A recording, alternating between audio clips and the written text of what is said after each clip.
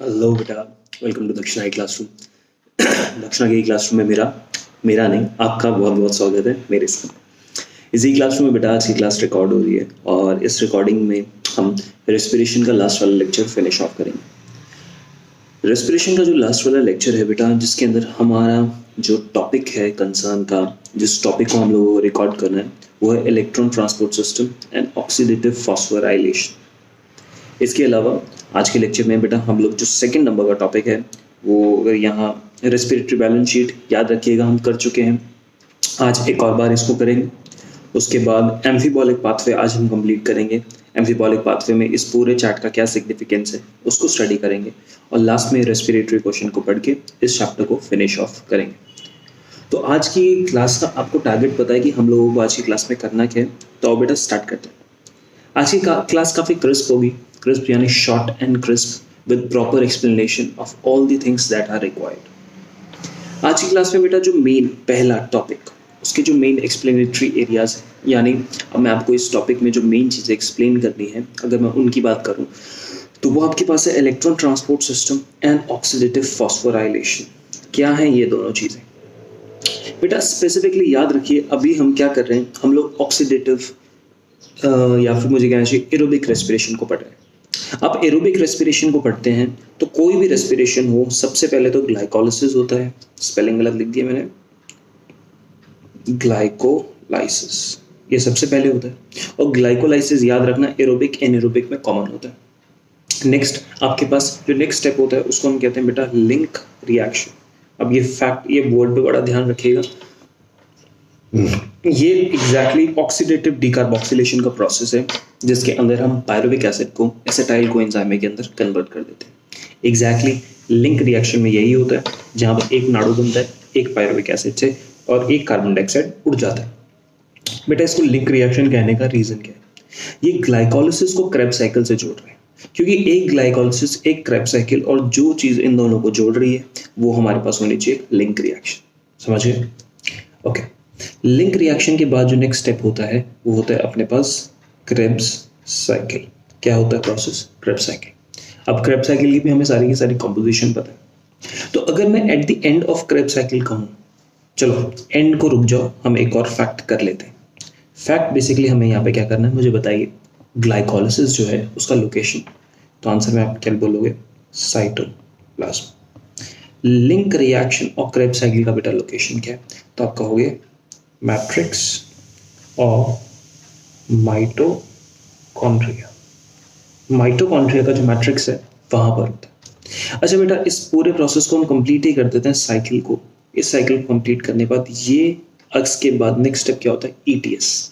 ETS is electron transport system, जो आज basically हमने आज पढ़ना है, कंप्लीट इलेक्ट्रॉन ट्रांसपोर्ट सिस्टम। ठीक है, और ईटीएस की लोकेशन कहाँ है याद रखना। अब मेरे वर्ड पे, मेम्ब्रेन ऑफ माइटोकॉन्ड्रिया।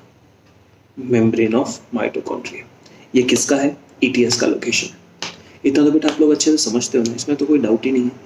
अब मेरे साथ इस प्रोसेस में देखो, आगे बढ़ो और समझो कि मैं आपको क्या कंसेप्ट इंट्रोड्यूस करने की कोशिश कर रहा हूँ। कंसेप्ट के नाम पे बेटा हम ये टर्म करते हैं कि ग्लाइकोलाइसिस में आपके पास बनते हैं नाड़ू 2 और 2 एटीपी। लिंक रिएक्शन के अंदर आपके पास 2 नाड़ू बनते हैं। क्रेब्स साइकिल में 3 नाड़ू बनते हैं, एक फाड़ू बनता है और एक एटीपी बनता है एक साइकिल में। क्योंकि मैं एक ग्लूकोज के लिए ले रहा हूँ बेटा, साइकिल आपके पास इस तरीके से हो जाएंगे, ये अरेंजमेंट चलेगा। यानी 6 नाड़ू, यहाँ पे मैं 6 को कर देता हूँ, 6 नाड़ू 2 फाड़ू 2 एटीपी। जो बात मुद्दे की ये थी कि ये एटीपी जो मुझे डायरेक्टली चाहिए था मुझे मिल गया, ये एटीपी मुझे डायरेक्टली चाहिए था मिल गया। अब इन केस में जो चीज़ें अब मेरे पास एक्स्ट्रा हैं, यानी ये नाड़ू, ये नाड़ू, ये नाड़ू एंड फाड़ू, ये सब चीज़ें मेरे पास पड़ी हैं। और याद रखिएगा, कभी डायरेक्ट नाड़ू और फाड़ू को डायरेक्ट उनसे एनर्जी कभी नहीं निकाली जाती। इनको इनको किसी प्रोसेस में डालना होता है, और वो प्रोसेस क्या है? ईटीएस।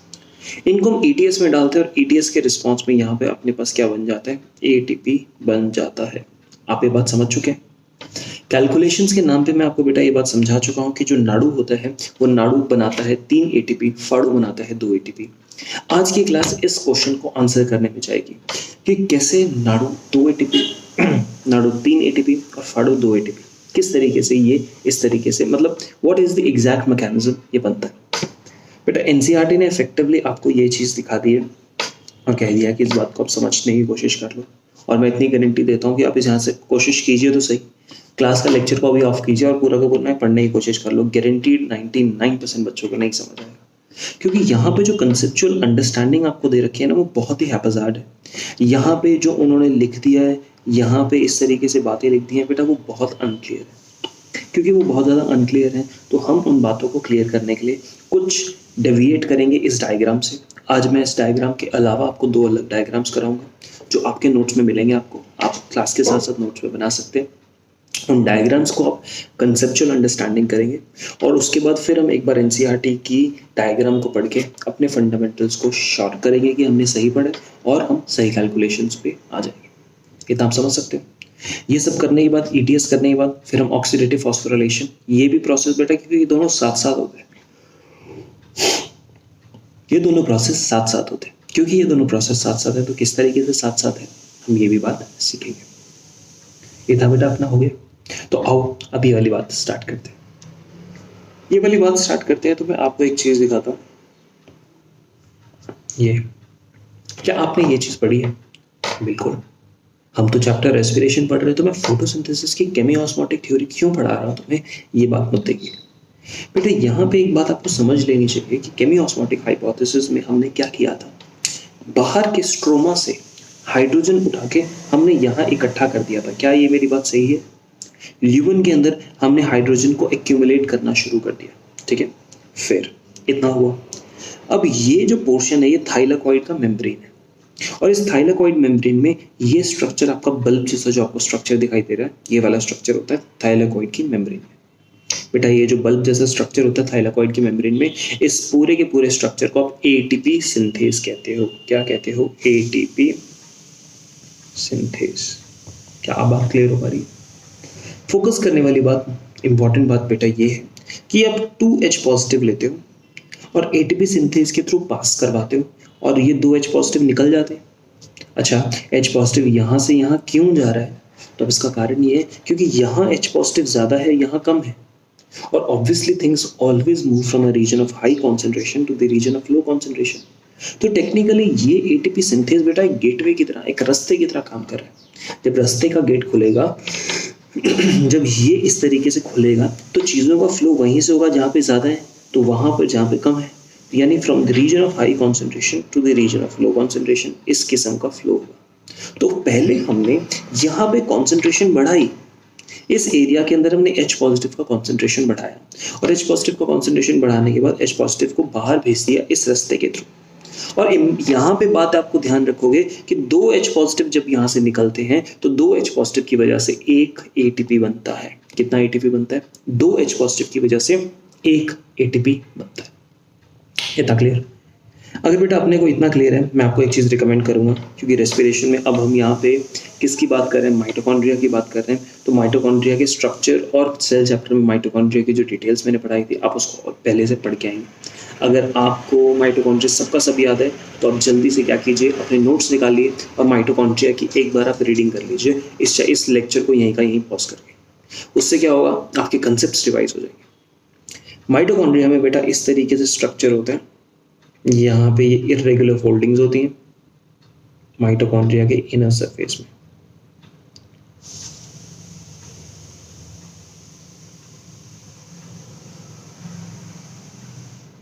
ये माइटोकॉन्ड्रिया का रफ स्ट्रक्चर बेटा। यहाँ पे ये माइटोकॉन्ड्रिया की आउटर मेम्ब्रेन होती है, ये वाली होती है इनर मेम्ब्रेन, और ये इन दोनों के बीच में स्पेस है, इंटर मेम्ब्रेनस स्पेस। इतना तो हमें आता है बेटा। ऐसे स्ट्रक्चर्स को जो फिंगर लाइक एक्सटेंशन होते हैं इनको हम क्रिस्टे कहते हैं। और क्रिस्टे पे अगर हम ध्यान से देखते हैं तो इस तरीके से क्रिस्टे पे आपको ये चीज़ मिल जाती है, राइट बेटा। इस चीज़ को हम लोग कहते हैं ऑक्सीजो। क्या कहते हैं? ऑक्सीजो। या फिर इसको हम टर्म करते हैं एलिमेंट्री पार्टिकल, क्या टर्म करते हैं, एलिमेंट्री पार्टिकल। बेसिकली ये जो ऑक्सीजोन है, ये एलिमेंट्री पार्टिकल है, ये है क्या बेटा, ये एटीपी सिंथेज। क्या है, एटीपी सिंथेज। तो आप ही जस्ट पूरी ईटीएस स्टार्ट करने से पहले मैं सबसे पहले तुम्हें बताऊंगा ईटीएस का एंड, ईटीएस का अंत। ईटीएस का अंत में क्या होता है, ईटीएस के अंत में बेटा पूरी की पूरी कहानी कुछ इस तरीके से।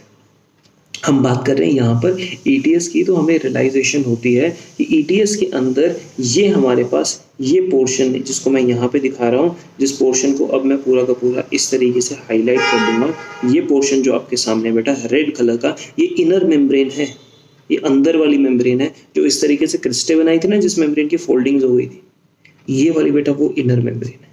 यानी this is the inner membrane, this is the outer membrane. तो ये बीच वाला स्पेस ये हुआ ना, ये बीच वाला स्पेस क्या हुआ, इन दोनों मेम्ब्रेन का बीच का स्पेस। इनर मेम्ब्रेन का मैंने आपको लाल लाल से इस तरीके से दिखा दिया कि इस तरीके से ये इनर मेम्ब्रेन होगी, एक पतली सी बाहर वाली मेम्ब्रेन, और इन दोनों के बीच का स्पेस जो मैं स्पेस जहां पर यहाँ मैंने खूब सारे H पॉजिटिव इकट्ठे कर रखे। इतना क्लियर हो रहा है? तो अब मैं दोनों मेम्ब्रेन के स्पेस के बीच में H पॉजिटिव इकट्ठा करता हूँ, और H पॉजिटिव इकट्ठा करने के बाद अब मेरे पास ग्रेडियंट बन जाता है कि एक एरिया में H पॉजिटिव की हाई कॉन्सेंट्रेशन होगी, एक एरिया में H पॉजिटिव की लो कॉन्सेंट्रेशन होगी। इतना समझ पाए? और फिर कहा कि मैंने ये वाला जो गेट है ना बेटा, ये गेट खोल दिया। ये वाला गेट मैंने अगर पूरा का पूरा खोल दिया तो H पॉजिटिव जो ऊपर था भैया, वो H पॉजिटिव नीचे आते हैं, और दो H पॉजिटिव ऊपर से जब नीचे इस तरीके से दो H पॉजिटिव आते हैं तो रिस्पॉन्स में कितना एटीपी बनता है, एक एटीपी बनता है। तो क्या आपको ये फंडामेंटल कंसेप्ट का आइडिया लग रहा है कि हम लोग यहाँ पे एग्जैक्टली करने क्या जा रहे हैं? हम लोग करने जा रहे हैं कि इस एरिया में, जस्ट गिव मी सेकंड, यहाँ पे फोकस करना बेटा, कि इस एरिया में यहाँ पे क्रेब्स साइकिल चलाई, यहाँ पे लिंक रिएक्शन चलाया, दोनों चलाया। क्रेब्स साइकिल की मदद से, लिंक रिएक्शन की मदद से हमने कंपोनेंट्स जो बनाए वो नाड़ू बनाया, फाड़ू बनाया। ठीक, क्रेब्स साइकिल और लिंक रिएक्शन की मदद से यहाँ पे नाड़ू फाड़ू बनाए। अब कुछ ऐसा प्रोसेस किया, नाड़ू फाड़ू बनने के बाद कुछ ऐसा प्रोसेस हुआ कि यहाँ पे इस मेम्ब्रेन में जो ईटीएस चलती है, इस एरिया में जिसको मैं डार्क ब्लैक कर रहा हूँ ना बेटा, इस एरिया में जो ईटीएस चलती है, इस ईटीएस की वजह से क्या होता है कि यहाँ पे खूब सारे H पॉजिटिव इकट्ठा हो जाते हैं, इंटर मेम्ब्रेनस स्पेस में H पॉजिटिव इकट्ठा हो जाते हैं। समझ पा रहे हो? इस तरीके से इंटर मेम्ब्रेनस स्पेस में H पॉजिटिव इकट्ठे हो जा रहे हैं। यहाँ पे खूब सारे H पॉजिटिव इस तरीके से इकट्ठे हो गए, खूब सारे H पॉजिटिव इकट्ठे हो गए। तो अब यहाँ पे जो एलिमेंट्री पार्टिकल्स हैं, इनकी मदद से H पॉजिटिव इस तरफ को वापस जाते हैं स्ट्रोमा के अंदर, जिसको मैट्रिक्स कह सकते हैं, वापस H पॉजिटिव जाते हैं, और इसकी वजह से जनरेट होता है एटीपी। तो क्या आपको रफली आइडिया लग गया कि हम लोग क्या पढ़ने जा रहे हैं एक पूरी की पूरी इलेक्ट्रॉन ट्रांसपोर्ट चेन के अंदर, कि इलेक्ट्रॉन ट्रांसपोर्ट चेन के फंडामेंटल कंसेप्ट्स क्या होते हैं? ये बात आपको अच्छे से क्लियर होगी बेटा। ये ही पूरे के पूरे चीजें हैं जो इलेक्ट्रॉन ट्रांसपोर्ट को बनाते हैं। तो अगर मैंने अभी इलेक्ट्रॉन ट्रांसपोर्ट चेन की इंटरनल की डिटेल्स नहीं बताई बेटा, इसके अंदर क्या होता है मैंने ये कोई डिटेल नहीं डिस्कस करी कि जी इसके अंदर यहाँ पर क्या है, कुछ नहीं कहा, इसका कंपोनेंट क्या है, कुछ नहीं कहा। क्रेब्स साइकिल और टीसीए पढ़ा दिया है तुम्हें। क्रेब्स साइकिल बेसिकली ये क्रेब्स साइकिल पढ़ा चुका हूँ, लिंक रिएक्शन तुम्हें पढ़ा चुका हूँ, इनकी वजह से नाड़ू फाड़ू किस तरीके से बनते हैं ये भी पढ़ा चुका हूँ। तो अब ये बोलता हूँ कि ये नाड़ू फाड़ू ये ईटीएस की इसके अंदर इन्वॉल्व होते हैं कुछ किसी पर्टिकुलर तरीके से, जो हम तरीका पढ़ेंगे। बट उनके इन्वॉल्व होने से क्या फायदा होता है कि यहाँ पे इंटर मेम्ब्रेनस स्पेस में, कहाँ पर, आउटर मेम्ब्रेन और इनर मेम्ब्रेन के बीच के स्पेस में इकट्ठा होने लग जाते हैं H पॉजिटिव। और यहाँ पे जब H पॉजिटिव इस तरीके से इकट्ठा होने लग जाते हैं तो उसका असर क्या होता है बेटा? असर के हिसाब से यहाँ पे जो ऑक्सीजोम यानी ये वाले एलिमेंट्री पार्टिकल्स होते हैं वो इन H पॉजिटिव को एक जगह से दूसरी जगह भेजते हैं, और इसके रिस्पॉन्स में हम लोग ये बात कह सकते हैं कि H पॉजिटिव ऐसे जाता है तो उसकी H पॉजिटिव के जाने की वजह से यहाँ पर एटीपी बनता है। और क्या यही हमें नहीं चाहिए? हमें एरोबिक रेस्पिरेशन कर रहे हैं, और इफेक्टिवली रेस्पिरेशन का एक मेन मुद्दा था, एक मेन मतलब क्यों कर रहे थे रेस्पिरेशन? अगर मैं आपसे एक क्वेश्चन पूछूं तो आप यही कहोगे ना कि सर हमें एटीपी बनाना है, तो बना तो लिया। तो अब आओ हमारा नेक्स्ट काम क्या है कि वो इस काले काले रीजन में यानी इस एटीएस वाले रीजन के अंदर कौन कौन सी चीजें इन्वॉल्व हैं, किस किस कारण से कौन कौन सी चीजें, यानी स्ट्रक्चर क्या है, ईटीएस का पार्ट कौन कौन बनाता है और किसका काम क्या, ये सारी की सारी बातें हम लोग आओ ईटीएस में पढ़ते हैं। एटीएस की शक्ल देखो बेटा, और यहाँ पे आपको कुछ पॉइंट्स पता लगेंगे। एटीएस की यहाँ पे मेरे साथ शक्ल देखो और कुछ पॉइंट्स पता लगेंगे। I am just highlighting it. आप यहाँ पे देखिए कॉम्प्लेक्स 1, क्या देख रहे हैं आप यहाँ पे? कॉम्प्लेक्स 1। इसके नीचे फिर आपको क्या दिख रहा है? कॉम्प्लेक्स 3। उसके नीचे आपको क्या दिख रहा है? कॉम्प्लेक्स 2। फिर उसके नीचे आपको क्या दिखा रहा है? कॉम्प्लेक्स 4। अकॉर्डिंग टू एनसीईआरटी इस डायग्राम यहाँ पे आपके पास 4 कॉम्प्लेक्स है, बट मैं कहूँगा इफेक्टिवली बेटा यहाँ पे 5 कॉम्प्लेक्स होते हैं। तो ये वाला है, इसको मैं यहाँ पे टर्म करता हूँ कॉम्प्लेक्स 5। यहाँ पे इस तरीके से मैं कहता हूँ कि इधर अपने पास टोटल 5 कॉम्प्लेक्सेस है। 5वां कॉम्प्लेक्स मालूम कौन सा बेटा? ये एटीपी सिंथेज वाला ना 5वां कॉम्प्लेक्स। ये वाला पूरा का पूरा कॉम्प्लेक्स 4, ये पूरा का पूरा कॉम्प्लेक्स 2, ये पूरा का पूरा कॉम्प्लेक्स 3 और ये पूरा का पूरा कॉम्प्लेक्स 1। आपने एक चीज नोटिस करी, कॉम्प्लेक्स 1 के बाद 2 नहीं आ रहा, 3 आ रहा है, और 3 के बाद 2 आ रहा है। समझ गए मेरी बात? ये वाली बात सोचने और समझने वाली बेटा यहाँ थी कि कॉम्प्लेक्स की अरेंजमेंट्स कैसी है। 1 3 2 4 5, 1 3 2 4 5 इस तरीके से। 1 2 3 4 5 नहीं है, 1 3 2 4 5 इतना। तो ये कॉम्प्लेक्सेस है। अब यहाँ पे पॉइंट ये है कि एनसीईआरटी ने इन कॉम्प्लेक्स का आपको नाम दे दिया है। आप इनका कॉम्प्लेक्स का नाम यहीं से सेम टू सेम याद कर सकते हैं, या फिर हम यहाँ पे कॉम्प्लेक्स की इन डिटेल बात करते हैं। तो आप आइए मेरे साथ देखिए कि कौन कौन से यहाँ पे कॉम्प्लेक्स जुड़े हुए हैं, इन कॉम्प्लेक्स का काम कैसे, क्या क्या काम है, सबका सब पढ़ते हैं। कॉम्प्लेक्स में सबसे लास्ट वाला है कॉम्प्लेक्स 5, जिसको हम एटीपी सिंथेज कॉम्प्लेक्स कहते हैं। इतना आप समझते हो क्या कहते हैं? एटीपी सिंथेज कॉम्प्लेक्स, एक ऐसा कॉम्प्लेक्स जिसकी मदद से एटीपी बनता है। तो ये तो मुझे कॉम्प्लेक्स सी, जो आपके पास F0 F1 पार्टिकल, क्या है? F0 F1 पार्टिकल, जिसको हम टर्म करते हैं एलिमेंट्री पार्टिकल बोल सकते हैं, जिसको हम लोग यहाँ पे ऑक्सीजोम बोल सकते हैं, वो ये है कॉम्प्लेक्स 5। ये तो आता है क्योंकि हमने पहले भी फोटोसिंथेसिस में कॉम्प्लेक्स 5 के बारे में स्टडी किया था। अभी हमें यहाँ पे क्या करना है? हमें कॉम्प्लेक्स 1 2 3 एंड 4 की स्टडी करनी है। क्या है ये चारों के चारों कॉम्प्लेक्सेस? देखो इधर, सबसे पहला कॉम्प्लेक्स है NADH डिहाइड्रोजिनेज कॉम्प्लेक्स। नाम कॉम्प्लेक्स है, बड़े फोकस से ध्यान से सुनना बेटा। नाम है NADH डिहाइड्रोजिनेज कॉम्प्लेक्स, या फिर मैं इसको कह सकता हूँ नाडू NADH2। ये बेस्ट रहता है, हमें अच्छा लगता है। हमने इसको कहा नाडू डिहाइड्रोजिनेज कॉम्प्लेक्स। तो सिंपल सी बात, अगर आप ध्यान लगाओ यहाँ पे कि नाडू को डिहाइड्रोजिनेट कर रहा है, यानी ये एक ऐसा कॉम्प्लेक्स है जो नाडू से हाइड्रोजन ले रहा है। बोलो बात क्लियर हो रही है? ये क्या कॉम्प्लेक्स है? ये एक ऐसा कॉम्प्लेक्स है जो नाडू से, किससे? नाडू से हाइड्रोजन ले रहा है, और हाइड्रोजन ले रहा है इसलिए इसका नाम क्या है? Nadu dehydrogenase complex. इतना नाडू डिहाइड्रोजिनेज कॉम्प्लेक्स है। इसके अंदर क्या होता है? Flavin mononucleotide and FES clusters होते हैं। बेसिकली बेटा ये इसके स्ट्रक्चरल पार्ट है। FMN की फुल फॉर्म आपको मालूम होनी चाहिए। ये भी एक तरीके से कोएंजाइम होता है जिसको कहते हैं फ्लेविन मोनोन्यूक्लियोटाइड। ठीक है, निकोटीन अमाइड डाइन्यूक्लियोटाइड हाइड्रोजन, इस तरीके से NADH का बनता है, और ये है फ्लेविन मोनोन्यूक्लियोटाइड। ये स्पेसिफिक स्पेशल कोएंजाइम्स हैं जो रिडॉक्स रिएक्शन में पार्ट लेते हैं। किस में लेते हैं? Redox reaction. याद रखना, अगर कोई भी चीज़ को मैं यहाँ पे, अगर मैं बात याद रखना बेटा, मैं नाडू की बात करता हूँ, मैं फाड़ू की बात करता हूँ, आपसे FMN की बात किया जाता है या FAD की बात किया जाता है, कुछ भी इस तरीके से वर्ड्स आते हैं, ये सारे के सारे कोएंजाइम्स हैं। और इन कोएंजाइम्स की क्वालिटी कैसी है कि ये रिडॉक्स रिएक्शन के अंदर पार्टिसिपेट करते हैं। किसके अंदर? रिडॉक्स रिएक्शन के अंदर करते हैं पार्टिसिपेट। ये वाले अपने पास चीज़ें। इतना एक्सक्यूज माय डॉग, मतलब वो बात कर रहा है, कुछ नहीं कर सकता मैं उसका बेटा, वो भौंकता ही रहेगा अगर कोई आता है तो घर में। तो आप फोकस करो लेक्चर में, आपको कोई खास टेंशन नहीं होने वाली। नेक्स्ट चीज, नाडू डिहाइड्रोजिनेज कॉम्प्लेक्स हमें समझ आया। ये पहले कॉम्प्लेक्स का नाम है। क्या ये नाम जरूरी है? तो मैं कहूँगा बेटा 100% जरूरी। इस लेक्चर में जो भी चीज़ें मैं कराऊंगा, चाहे बाहर से सिलेबस के चाहे अंदर से, आपको हर एक चीज़ याद रखना बेहद ज़रूरी है। मैं स्पेसिफिकली बता दूंगा बेटा ये चीज़ याद मत करना, अदरवाइज अगर मैंने किसी के लिए नहीं बोला तो आप समझ लो हर एक चीज़ वो आपके लिए इंपॉर्टेंट है, याद करना। नेक्स्ट कॉम्प्लेक्स है सक्सिनेट डिहाइड्रोजिनेज कॉम्प्लेक्स। क्या है सक्सिनेट डिहाइड्रोजिनेज कॉम्प्लेक्स? और इतनी देर में बेटा मैं आपको एक चीज़ कहूँगा कि आप अपनी जल्दी से वीडियो को पॉज करो, क्रेब्स साइकिल देखो, और सक्सिनाइल कोएंजाइम में से सक्सिनेट और सक्सिनेट से फ्यूमारेट, ये वाले रिएक्शन को आप देखना। इनफैक्ट आप देखो सक्सिनेट से फ्यूमारेट वाला रिएक्शन आप अच्छे से देख लो, और सक्सिनेट से फ्यूमारेट वाले रिएक्शन में क्या बनता है वो देखो।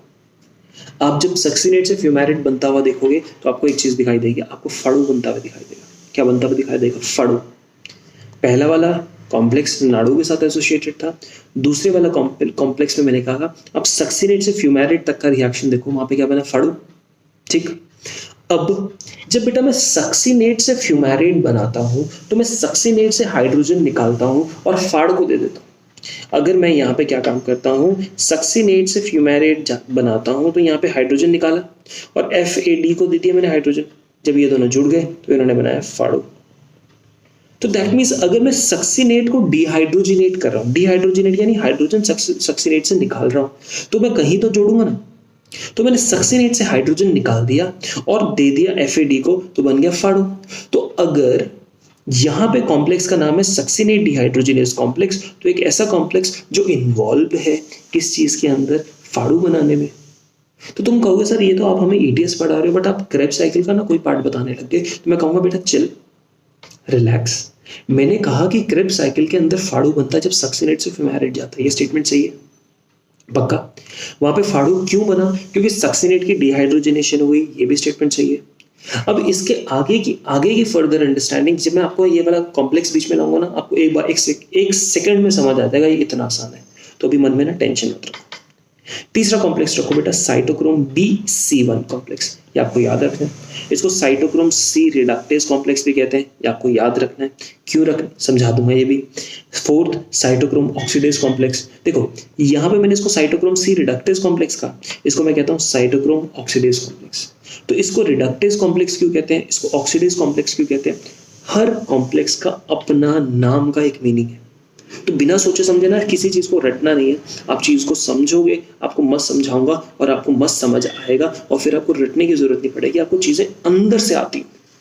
जब हमें चीजें बेटा समझ आ जाती हैं तो हमें ना खास रटने की जरूरत नहीं पड़ती। बस यही सारी की सारी गेम है। This is what you need to do and this is what you need to have. इतना समझ गए? तो अब देखो ETS कैसे काम करता है, ये मेरी बात हमें आपको समझनी है। यहां पे मैंने गेम दिखाई कि ETS के अंदर बेटा ये पोर्शन आप देखो, ये पूरा का पूरा इनर मेम्ब्रेन और यहाँ पे ये पूरा का पूरा आउटर मेम्ब्रेन, जिसको मैंने लाल से हाईलाइट सा कर दिया, और दोनों मेम्ब्रेन के बीच का स्पेस ये दिखा दिया इंटर मेम्ब्रेनस स्पेस। ये आपको सिस्टम समझ आ रहा है? ठीक है।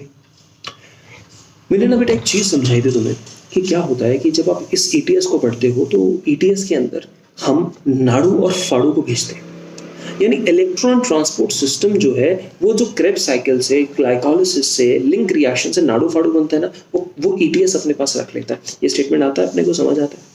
पक्का ये बात क्लियर होती है? तो अब ये जो नाड़ू है ये ETS के पास पहुंचता है और फाड़ू ETS के पास पहुंचता है। तो नाड़ू और फाड़ू ETS के पास पहुंच के कैसे बिहेव करते हैं ये समझा रहा हूं तरीका तुम्हें यहाँ पे। और जो ये यहाँ पे आपके पास साइकिल मैंने बना रखी है बेटा, ये साइकिल NCERT में नहीं दी है, ये साइकिल आप अपने कॉपीज में बड़े ध्यान से बनाएंगे और इस साइकिल को अच्छे से समझेंगे।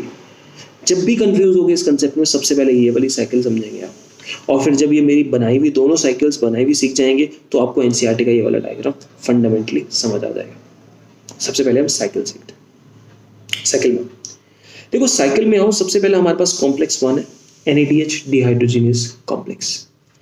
कॉम्प्लेक्स का नाम जैसा है वैसा काम करेगा। ये नाड़ू को लेता है और नाड़ू से डिहाइड्रोजिनेशन करवाता है, यानी नाड़ू से हाइड्रो यानी हाइड्रोजन को निकलवा रहा है। तो जब इस नाड़ू से आपने हाइड्रोजन निकलवाया तो NAD बन गया और हाइड्रोजन गया इस तरफ। देखिए बेटा, अगर कभी भी यहां आपके पास हाइड्रोजन निकल रहे हैं दो, NADH2, तो मैंने 2 हाइड्रोजन निकाल दिए, सिंपल समझो। अब ये 2 हाइड्रोजन किस तरीके से हो जाते हैं, ये 2H पॉजिटिव हो जाता है और 2 इलेक्ट्रॉन हो जाता है। यानी नाड़ू ने इस तरीके से जो 2 हाइड्रोजन निकाले, उन दोनों हाइड्रोजन में से उन्होंने हाइड्रोजन और इलेक्ट्रॉन अलग अलग हो गया। तो हाइड्रोजन एक तरफ, इलेक्ट्रॉन एक तरफ। बेसिकली मुझे इसको हाइड्रोजन H पॉजिटिव बोलना चाहिए, प्रोटॉन बोलना चाहिए। प्रोटॉन एक तरफ, इलेक्ट्रॉन एक तरफ। तो यहाँ पे क्या होता है कि जो प्रोटॉन बनते हैं, प्रोटॉन यहाँ से होते हुए स्पेस में जाके बैठ जाते हैं। यहाँ पर जो इंटर मेम्ब्रेनस स्पेस है, यहाँ पे कितने प्रोटॉन गए बेटा, गिन के बताओ? 2 प्रोटॉन गए और 2 इलेक्ट्रॉन FMN के पास, FMN से होते हुए FES के पास, और FES से होते होते देखो 2 इलेक्ट्रॉन आगे बढ़ते हैं और कॉम्प्लेक्स 1 से होके जाते हैं नेक्स्ट यूबिक्यूनोन के पास। किसके पास? यहाँ पे मैं नाम लिख देता हूँ, यूबिक्यूनोन। यूबिक्विनोन। ठीक है बेटा, ये किसके पास जाते हैं? यूबिक्विनोन के पास। अब यूबिक्विनोन के पास इलेक्ट्रॉन गए। अब ये यूबिक्विनोन के पास बेटा जैसे इलेक्ट्रॉन आते हैं ना, तो उसके पास नेगेटिव चार्ज आ जाता है, क्योंकि यूबिक्विनोन नॉर्मली आपके पास नॉर्मल बैठा है। यानी रिएक्शन को अगर आप यहाँ देखो, यूबिक्विनोन plus 2 electron is gives UQ2 negative. अब ये UQ2 नेगेटिव स्टेबल नहीं है, क्योंकि अब ये स्टेबल नहीं है तो UQ2 नेगेटिव देखता है कि मेरे आसपास मुझे अपने ऊपर इतना भयंकर चार्ज आ गया, तो मुझे चार्ज को बैलेंस करना है। तो यूबिक्विनोन क्या करता है, UQ जो 2 नेगेटिव है ये स्ट्रोमा की तरफ से 2H पॉजिटिव उठाता है, और जब स्ट्रोमा की तरफ से 2H पॉजिटिव उठाता है तो बन जाता है UQH2। तो आपके पास यहाँ पे देखो कि आपको इधर बना हुआ UQH2 दिखाई दे रहा है। अगर आप पूरे रिएक्शन को देखोगे, यूबिक्विनोन ने इधर से 2 इलेक्ट्रॉन एक्सेप्ट किए और नीचे से 2H पॉजिटिव मंगाए और बन गया UQH2, जो मैंने सर्कुलर पे यहाँ दिखा रखा है। रिएक्शन पूरा का पूरा ऐसा है। और तुमने ये मत सोचना कि रिएक्शन याद करना पड़ेगा, बेटा ये बेसिक है, याद नहीं, इसको समझो, याद करने की जरूरत ही नहीं। आपके पास UQH2 बना।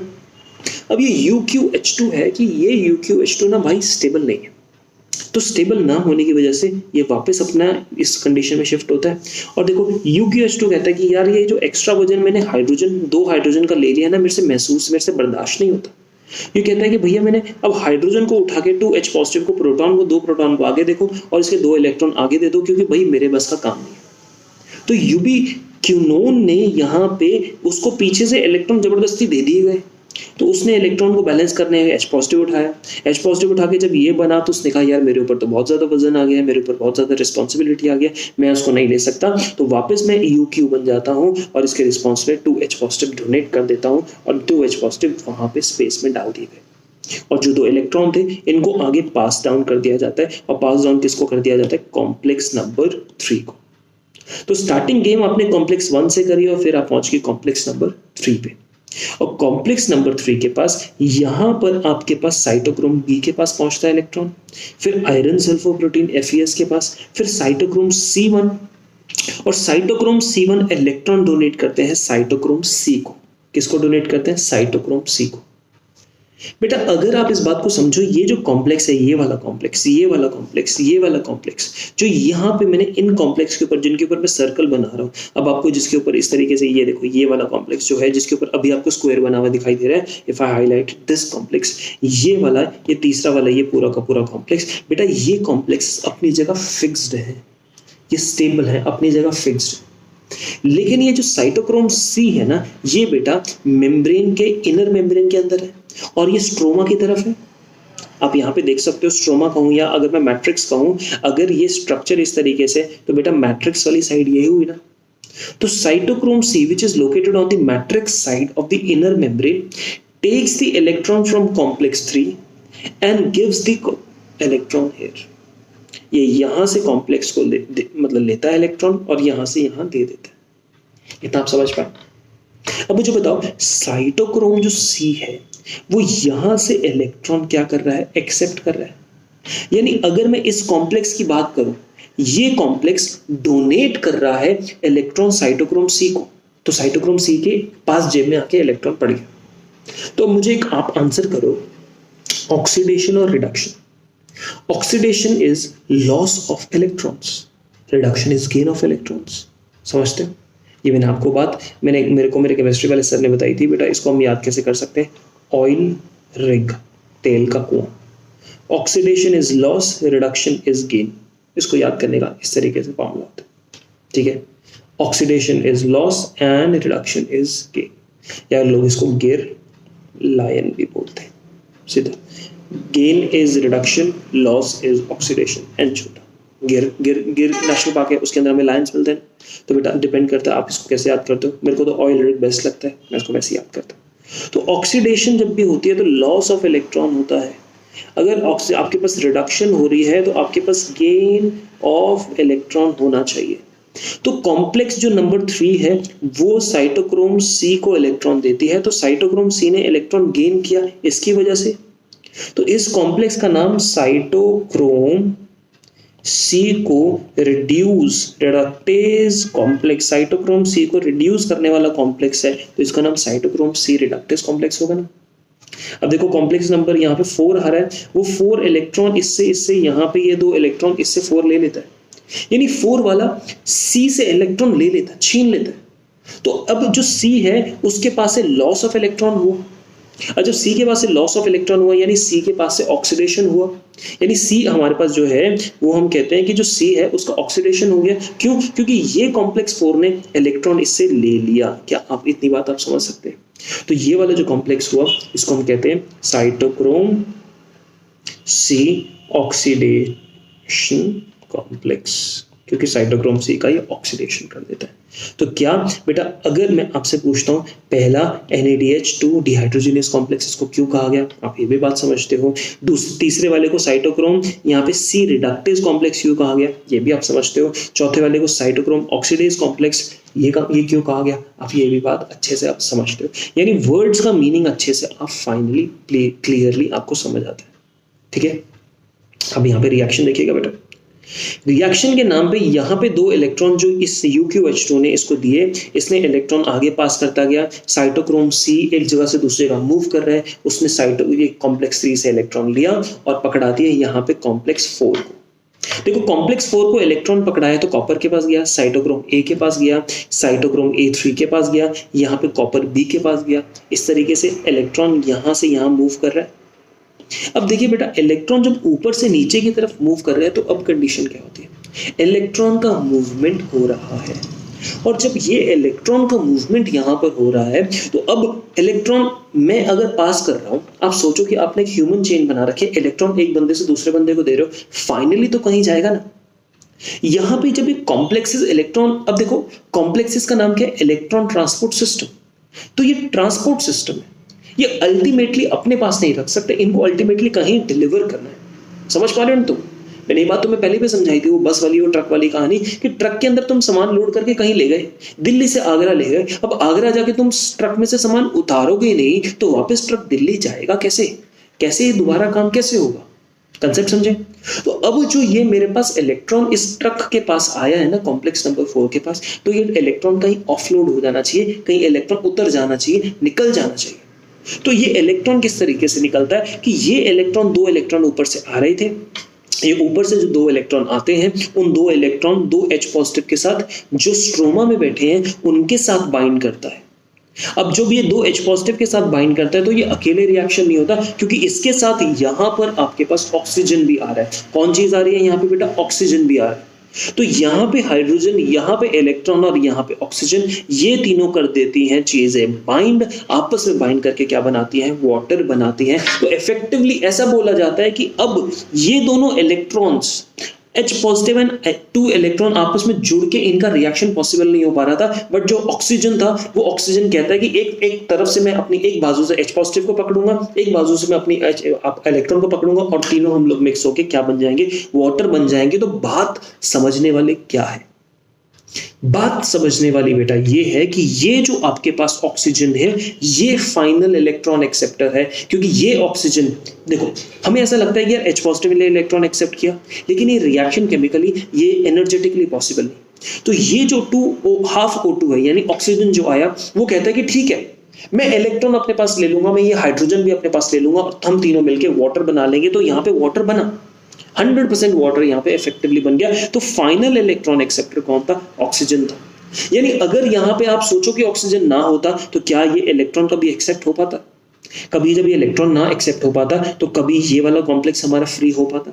जब ये कॉम्प्लेक्स बेटा फ्री नहीं होता तो जाहिर सी बात है, अगर कॉम्प्लेक्स नंबर 4 आपका फ्री नहीं होगा तो हम यहाँ पे सिंपल से टर्म कर सकते हैं, if the complex number 4 is not free then we can effectively say that कि reaction is not complete. Hence in order to complete this complete electron transport system, इस इलेक्ट्रॉन ट्रांसपोर्ट सिस्टम को finally complete करने के लिए मुझे यहाँ पे presence चाहिए ऑक्सीजन की, और जो ये ऑक्सीजन फाइनल इलेक्ट्रॉन एक्सेप्टर है, इलेक्ट्रॉन एक्सेप्ट करने के बाद ये ऑक्सीजन क्या काम करता है?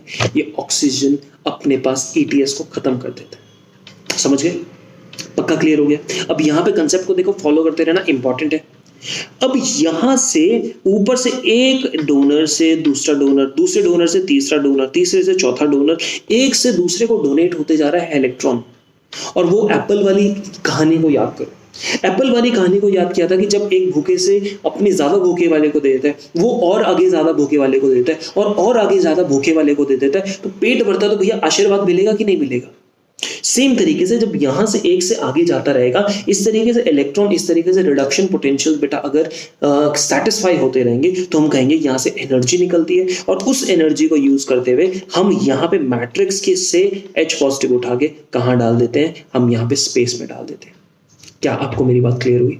यानी using that energy that is generated after passing of electrons from one carrier to another carrier, that energy is used to pass 2H positive into the space. And let's summarize this complete thing. From complex 1 it moves finally to the complex number 4 and water यहाँ पे बन जाता है। ध्यान से रखने वाली बात ये है, इस पूरे प्रोसेस में 2H पॉजिटिव ये गए, 2H पॉजिटिव ये गए और 2H पॉजिटिव एक गए। क्यों? क्योंकि कहानी एक नाड़ू से शुरू हुई थी। तो यानी एक नाड़ू से अगर कहानी शुरू होती है तो आपके पास टोटल 3 नहीं 6 H पॉजिटिव बनते हैं। इतना बात क्लियर? तो बेटा अब मैं तुम्हें सिंपल सा कैलकुलेशन देता हूं। 1 ATP is equal to 2H positive, तो 6H positive is equal to how many ATP? तो आंसर होगा 3 ATPs। तो क्या अब आपको यहाँ पे बात समझ आए कि नाड़ू के साथ 3 ATP क्यों बनते हैं? ये कंसेप्ट आपको मस्त समझ आया। ये वाली बात कभी भी एनसीईआरटी अपने को नहीं समझाता, उस वाली बात को हमने यहाँ पे डिस्कस किया, उसको यहाँ पे फिनिश ऑफ किया। क्या अपने को ये वाली बात इफेक्टिवली अच्छे से क्लियर हो चुकी है? अगर हाँ तो बेटा इसके आज हम आगे बढ़ते हैं। इस प्रोसेस में देखिए, पर एक नाड़ू 6H पॉजिटिव यानी 3 ATP, हाफ O2 कंज्यूम होता है और 1 H2O बनता है। और क्योंकि यहाँ पे ये H2O बन रहा है एक as a result of a metabolic process, इसको हम कहते हैं मेटाबॉलिक वाटर। क्या इसको हम टर्म करते हैं? Metabolic water. इतना आपको क्लियर हो गया? इसको हमने टर्म कर दिया बेटा यहाँ पे मेटाबॉलिक वाटर। यहाँ पे इफेक्टिवली आपके पास फाइनली H2 बन चुका है। और मुझे एक बात बताओ, क्योंकि O2 ने इलेक्ट्रॉन को एक्सेप्ट किया, तभी तो H पॉजिटिव यहाँ पे इफेक्टिवली पहुंच पाया है, रिएक्शन पूरा हुआ। और जब ये H पॉजिटिव, ये वाला H पॉजिटिव, ये वाला H पॉजिटिव और ये वाला H पॉजिटिव अल्टीमेटली ऑक्सीजन के इलेक्ट्रॉन एक्सेप्ट करने की वजह से ही तो ऊपर जा पा रहा है। अगर सोचो ऑक्सीजन इलेक्ट्रॉन एक्सेप्ट ना करे तो ये साइकिल नहीं चलेगी, साइकिल नहीं चलेगी तो H पॉजिटिव मूव नहीं करेगा, H पॉजिटिव मूव नहीं करेगा तो क्या आपके पास ATP बन सकता है? नहीं। तो इस पूरे प्रोसेस में ATP बनता है इसीलिए है क्योंकि ऑक्सीजन इलेक्ट्रॉन एक्सेप्ट कर रहा है, तो उस एक्सेप्ट की वजह से हाइड्रोजन जाता है, हाइड्रोजन जाने की वजह से ATP बनता है। ये स्टेटमेंट हम 100% सही कह सकते हैं। तो because in this complete process oxygen is understood to be the reason for formation of ATP. In this process, oxygen is understood to be the reason for the formation of ATP. Hence, we clearly call it as this process is being termed as oxidative phosphorylation. क्या बोला? इस process को हमने oxidative phosphorylation इसीलिए बोला क्योंकि इस process में ऑक्सीजन अल्टीमेटली रिस्पॉन्सिबल है ATP एक्सेप्ट करने में, ATP बनवाने के लिए। इतना अपने को डन हो गया ना बेटा? इतना क्लियर? अगर इतना अपने को यहाँ पे क्लियर है तो यहाँ पे नाड़ू की साइकिल कंप्लीट। अब आप यहाँ पे नेक्स्ट देखिए फाड़ू की साइकिल। थोड़ा जल्दी करते हैं, हमारी क्लास थोड़ी आज लंबी हो जाएगी, तो आप थोड़ा साथ रहिए। अब इस चैप्टर को आज फिनिश ऑफ करके ही उठेंगे। बेटा यहाँ पे कॉम्प्लेक्स नंबर 2 स्टार्ट होता है, कॉम्प्लेक्स नंबर 1 नहीं। और आप याद करो सिंपल सा क्रेब्स साइकिल में, क्रेब्स साइकिल मैट्रिक्स में होती है ना, ये स्टेटमेंट तो सही। तो अब मैट्रिक्स में क्रेब्स साइकिल इस तरीके से होती है कि जो ये वाला सक्सीनेट से फ्यूमेरेट वाला रिएक्शन है ये कॉम्प्लेक्स नंबर 2 से जुड़ के चलता है। तो अब आपका क्या डाउट कंप्लीट हुआ? मैंने यहां पर ये कहा कि मैट्रिक्स के अंदर साइकिल इस कदर चलती है कि जो ये वाला रिएक्शन होता है सक्सीनेट से फ्यूमेरेट वाला रिएक्शन, ये कॉम्प्लेक्स नंबर 2 से जुड़ के चलता है। समझ गए मेरी बात? पकड़ है? तो बेटा अब यहाँ पे देखो फाड़ू बना, और फाड़ू 2 हाइड्रोजन डोनेट कर सकता है। 2 हाइड्रोजन यानी 2 electron and 2 proton. Simple, proton मतलब H पॉजिटिव ना। अगर मैं बोलूं H2 है, 2 हाइड्रोजन है, तो ये 2 प्रोटॉन और 2 इलेक्ट्रॉन देंगे ना बेटा। अब दिक्कत मालूम क्या है कि जब ये फाड़ू अपना H पॉजिटिव देता है तो H पॉजिटिव यहाँ से यहाँ डायरेक्ट जा सकता था, लेकिन जाएगा नहीं, क्योंकि ना यहाँ पे H पॉजिटिव जाने के लिए रास्ता नहीं। ये आपके पास स्ट्रक्चर ही ऐसा है कि ये H पॉजिटिव को नीचे से ऊपर नहीं भेज सकता। तो ये क्या करता है, अपना H पॉजिटिव आगे डोनेट करता है UQ को, और UQ को अपने इलेक्ट्रॉन डोनेट कर देता है। तो यूबिक्विनोन ऊपर वाले केस के अंदर आप देखो यहाँ पे एक तरफ से इलेक्ट्रॉन डोनेट कर रहा था, तो क्योंकि इसके ऊपर नेगेटिव चार्ज आ गया था तो उसको मजबूरी में नीचे से उठाना पड़ा। यहाँ पे कंडीशन क्या है कि UQ के पास जैसे इलेक्ट्रॉन आते हैं तो इसके पास साथ ही साथ प्रोटॉन भी आ जाता है, तो इसको नीचे से लेने की कोई जरूरत नहीं। ये UqH2 में बनता है और UqH2 बनने के बाद देखता है कि भाई मेरे पास तो वजन बढ़ गया, तो वजन बढ़ गया तो यहाँ पे 2H पॉजिटिव आगे डोनेट करता है और 2 इलेक्ट्रॉन इधर कॉम्प्लेक्स नंबर 3 के पास। यानी ऊपर वाली कहानी में कॉम्प्लेक्स 1, कॉम्प्लेक्स 3 एंड कॉम्प्लेक्स 4, 1, 3, 4। इस वाली कहानी में 2, 3 एंड आगे देखना कॉम्प्लेक्स नंबर 4। समझने वाली बात यहाँ पर है कि बेटा यहाँ पे कॉम्प्लेक्स नंबर 2 से कहानी स्टार्ट हो रही है। सिर्फ अगर मैं बात करूँ एक फाड़ू की, अगर बात में सिर्फ एक फाड़ू की करूँ तो कॉम्प्लेक्स नंबर 2 से कहानी स्टार्ट हो रही है। सिर्फ एक नाड़ू की बात करूँ तो कहानी कॉम्प्लेक्स नंबर 1 से स्टार्ट हो रही है। इतना आप समझ पा रहे हैं? ये वाला लेक्चर मैं आज भी अभी बोल देता हूँ, ये लेक्चर पूरा का पूरा आप लोग शुरुआत से देखिएगा आज का लेक्चर पढ़ने के बाद, क्योंकि ये वाली कंसेप्ट नहीं समझ आता जल्दी जल्दी। मैंने बहुत ही तसल्ली से, बहुत ही एक्सप्लेनेटिव तरीके से आपको करवाया, तो आपको डाउट आनी देनी चाहिए। बट अगर फिर भी आती है, इस लेक्चर को आप जितनी मर्जी बार देख सकते हैं, उतना आपकी सेहत के लिए अच्छा हो। तो देखो यहाँ पे कॉम्प्लेक्स नंबर 2 ने हाइड्रोजन भी, H पॉजिटिव भी और इलेक्ट्रॉन भी भेज दिया और यहाँ पे वो जा चुका है। यहाँ पे जाने के बाद अपना ये हाइड्रोजन वापस स्ट्रोमा में, प्रोटॉन स्ट्रोमा में भेज देते हैं और इलेक्ट्रॉन आगे भेजते हैं कॉम्प्लेक्स नंबर 3 के पास। कॉम्प्लेक्स नंबर 3 से वैसे ही इलेक्ट्रॉन होता है साइटोक्रोम C के पास जाता है। साइटोक्रोम C यहाँ से इधर तक इसको ट्रांसपोर्ट करता है। इलेक्ट्रॉन ट्रांसपोर्ट इस तरीके से होगा इलेक्ट्रॉन कैरियर्स में, और उसी तरीके से वाटर इसको एक्सेप्ट करेगा, वैसे ही जैसे ऊपर हुआ, और वैसे ही यहाँ से यहाँ 2 हाइड्रोजन जाते हैं। सब कुछ सेम होगा, बस इस सेम के अंदर आप जरा यहाँ पे फोकस कीजिए। मुझे बताइए टोटल कितने H पॉजिटिव जा रहे हैं? 1 H पॉजिटिव, 2 इधर और 2 इधर, तो टोटल H पॉजिटिव एक फाड़ों की वजह से कितने ट्रांसफर हुए? टोटल 4 H पॉजिटिव एक फाड़ों की वजह से ट्रांसफर होते हैं बेटा यहाँ पे। तो अगर टोटल 4 H पॉजिटिव एक फाड़ों की वजह से ट्रांसपोर्ट होते हैं, तो हम यहाँ पे ये वाली बात आपको कह सकते हैं, हम बिना टेंशन के ये वाली बात कह सकते हैं कि टोटल अपने पास 4 H पॉजिटिव बिकॉज ऑफ 1 फाड़ू। If we can say like this, then we can clearly state this fact। हम ये बात खुल के पूरे मन से बिना टेंशन के बोल सकते हैं कि एक फाड़ू यानी 4 H पॉजिटिव और 4 H पॉजिटिव यानी 2 ATP। तो 1 फाड़ू is equal to 4 H positive is equal to 2 ATP। Simple, clear? अब एनसीईआरटी ने क्या किया है? एनसीईआरटी ने इन दोनों चीजों को कंबाइन कर दिया है। एनसीईआरटी यहाँ पे अच्छे से देखना, एनसीईआरटी की मैं ये साइकिल्स को नहीं पढ़ाऊंगा क्योंकि साइकिल्स में उल्टा सीधा दे रखा है। सिंपल मैं आपको एक फैक्ट पढ़ाऊंगा। एनसीईआरटी ने एक नाड़ू लिया है बेटा यहाँ पर, और एनसीईआरटी ने यहाँ पर फोकस करना एक फाड़ू लिया है। क्या आपको दिखाई दे रहा है? एनसीईआरटी ने एक नाड़ू लिया है, एक फाड़ू। एनसीईआरटी ने वही यूबिक्विनोन लिया है मल्टीपल टाइम्स, वही सब कुछ स्ट्रक्चर लिए हैं, वही साइटोक्रोम C, और यहाँ पे एक इलेक्ट्रॉन दिखा दिया है, बट मैंने आपको स्पेसिफिकली बोला था यहाँ 2 इलेक्ट्रॉन हो गए। इन सब डिटेल्स में एनसीईआरटी की फोकस मत करना। एनसीईआरटी का ये डायग्राम बस रटा होना चाहिए, ज्यादा नहीं। समझने के लिए मेरे वाले डायग्राम समझोगे। बात मुद्दे की क्या है, ध्यान से मेरी बात सुनना। एक नाड़ू और बताओ कितने H पॉजिटिव ट्रांसपोर्ट हुए? 6। एक फाड़ू और टोटल कितने H पॉजिटिव ट्रांसपोर्ट हुए? 4। तो 1 नाड़ू प्लस 1 फाड़ू टोटल 10 H पॉजिटिव इसी तरीके से ट्रांसपोर्ट हो रहा है। तो बेटा यहाँ पे फोकस करो, यहाँ पे एक नाड़ू इस्तेमाल हो रहा है और इधर एक फाड़ू इस्तेमाल हो रहा है। दोनों के इस्तेमाल होने की वजह से 10 H पॉजिटिव ट्रांसपोर्ट होने चाहिए थे। देखो 4 H पॉजिटिव ऊपर, 4 नीचे, 8 और 2 10 H पॉजिटिव ट्रांसपोर्ट हुए। और जब ये 10 H पॉजिटिव यहाँ से निकलते हैं तो उसके रिस्पॉन्स में 5 ATP बनते हैं, 3 नाड़ू के, 2 फाड़ू के। ये पूरा का पूरा रिएक्शन। क्या आपको ये वाला यहाँ से रिएक्शन क्लियर हो? रिएक्शन क्लैरिटी के लिए बेटा ये पूरी की पूरी बात मैं आपको कर चुका हूँ। ग्लाइकोलिसिस के अंदर कितने ATP बन रहे हैं, कितने ATP ग्लाइकोलिसिस के अंदर, मतलब इस तरीके से सारा का सारा गेम यहाँ पे मैंने आपको करके दिखा रखा है। आप इस वाले डायग्राम को देख सकते हैं। एफिशिएंसी के नाम पे बेटा टोटल ATP हम 38, अगर हम यहाँ पे सैम वाला पाथवे लिखते हैं ना, सैम याद है आपको, माइलेट एस्पारेटेड शटल, सैम वाला पाथवे लेते हैं तो 38 ATP। हमें मालूम है कि एनर्जी पर ATP मॉलिक्यूल 36 किलो जूल होती है। ये कैलकुलेटेड वैल्यूज होती हैं बेटा, ये आपको याद रखना है। तो एनर्जी रिलीज टोटल इतनी रिलीज होती है। हम बॉडी में एक ATP से इतनी एनर्जी रिलीज होती है, लेकिन अगर आप एक ह्यूमन बॉडी में इतनी एनर्जी रिलीज हुई एक ATP से, तो टोटल आपके पास इतनी एनर्जी रिलीज हुई 1 मोल ग्लूकोज से। जब इसको आप लैब में ग्लूकोज से एनर्जी निकालना चाहते हो तो ग्लूकोज में ना, ग्लूकोज से लैब में 2805 निकलती है, लेकिन बॉडी में 2805 लैब में निकली और आपके पास बॉडी में 1162। मुझे इंग्लिश में बोलना पड़ता है, वैल्यूज कुछ बच्चों को नहीं समझ आती।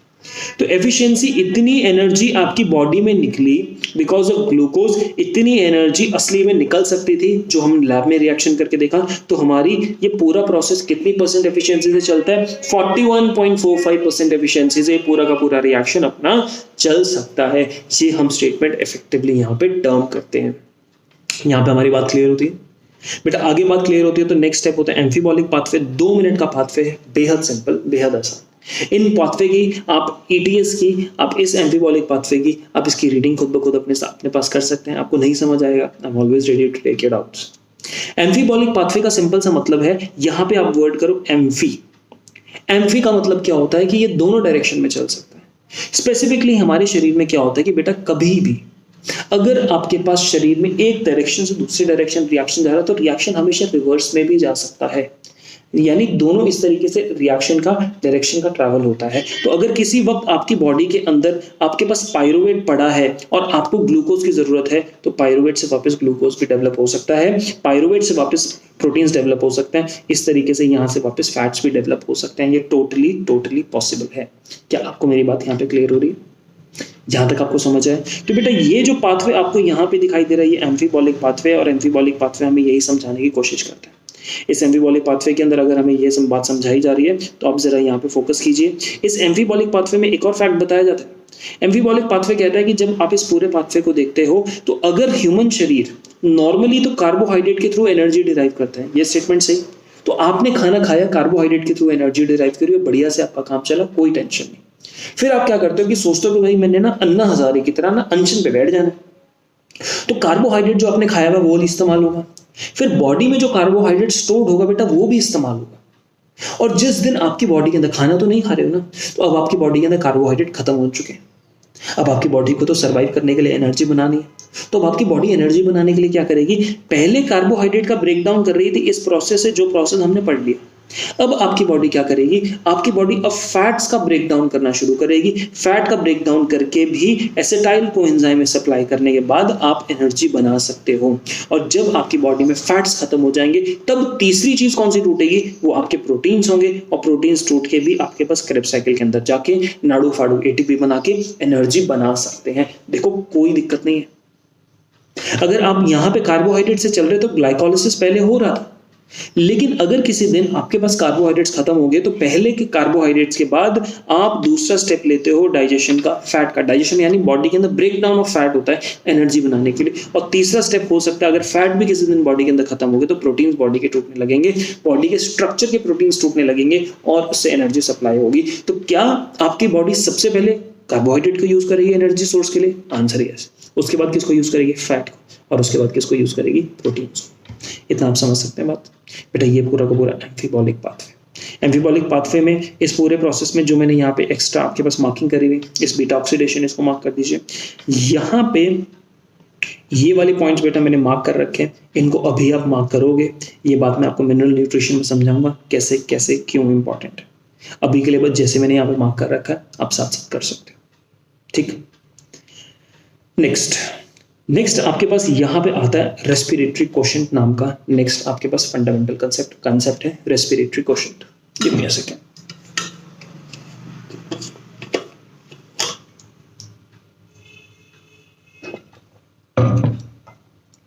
कंसेप्ट किसका है? Respiratory quotient.